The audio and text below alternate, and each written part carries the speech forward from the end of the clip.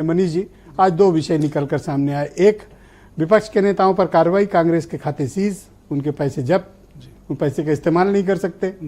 और केजरीवाल हो सकता है डिबेट खत्म होते होते गिरफ्तार हो जाए। क्या हो रहा है ये?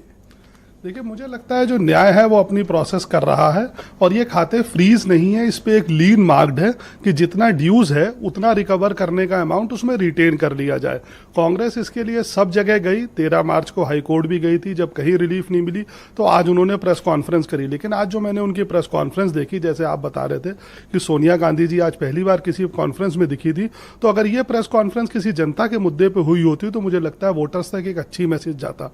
सिर्फ इस मैसेज के लिए प्रेस कॉन्फ्रेंस हुई कि हमारे पैसे सीज हो गए हैं, अब हमारे पास चुनाव लड़ने के लिए पैसे नहीं हैं, तो मुझे लगता है और जनता के मुद्दों पे अगर ये प्रेस कॉन्फ्रेंस होती तो अच्छा रहता।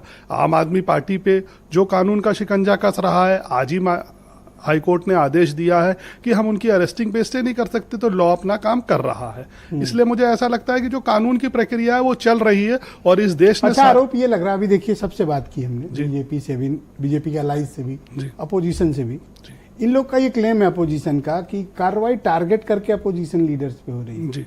बीजेपी किसी नेता घर थोड़ी छापे पड़ रहे हैं, क्यों?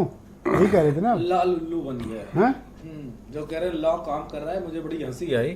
लॉ काम कर रहा होता तो अजीत पवार जेल में होते, बोलिए भाई, सिंधे भी जेल में होते। अरे मैंने कह दिया लाल उल्लू हो गया है मोदी जी के बीच में नहीं ऑफिस का। देखिए, आप तो रूल पता है आपको, तो इसलिए कह रहे हैं कि डिबेट का नियम पता है ना। आप बोलिए सर, मनीष जी बोलिए। देखिए, जब नियम का पालन करिए भाई। जब न्यूक्लियर डिफेंस डील हो रही थी तो भी इस देश ने देखा था कि कैसे रूल का पालन हो रहा था, कैसे लॉ उसको एनफोर्स कर रहा था।